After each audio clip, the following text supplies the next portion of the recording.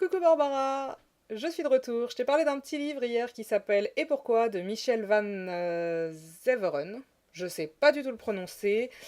C'est aux éditions de l'École des loisirs. Bon, je t'ai lu le texte hier, mais je voulais quand même te présenter l'ouvrage en tant que tel, qui est, comme tu vois, immense, et qui est donc une adaptation du Petit Chaperon Rouge. Donc, pour revenir à une description rapide sans relire le texte en entier, on a un petit chaperon rouge qui va chez sa grand-mère toute contente et qui croise le loup. La particularité de cette adaptation, c'est que, en réalité, c'est une discussion entre le loup et le petit chaperon rouge, sauf que le petit chaperon rouge sait manifestement dire que deux mots, et pourquoi, et que ça rend le loup un peu fou. Voilà.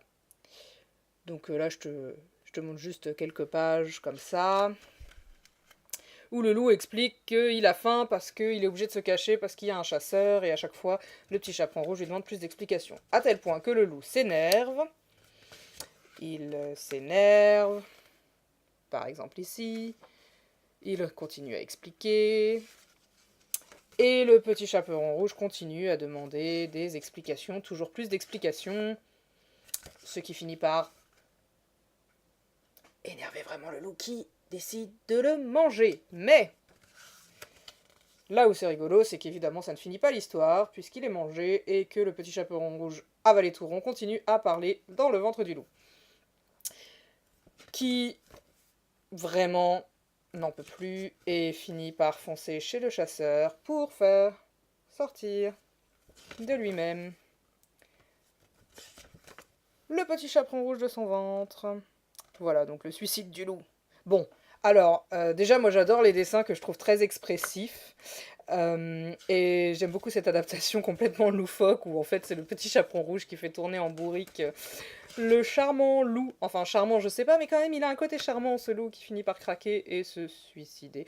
Oui c'est un peu rude comme adaptation donc on est bien loin du conte original là aussi puisqu'il n'est plus du tout question d'autre chose qu'un petit chaperon rouge qui se défend lui-même très très bien. Sans aucune arme ni rien.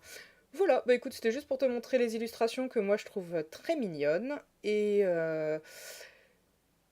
voilà, j'espère que ça t'a plu et je vais essayer de ne pas en faire la collection comme je le disais, mais ça commence à être compliqué parce que je trouve vraiment ce genre d'adaptation particulièrement sympathique. Je te souhaite une bonne journée. Salut!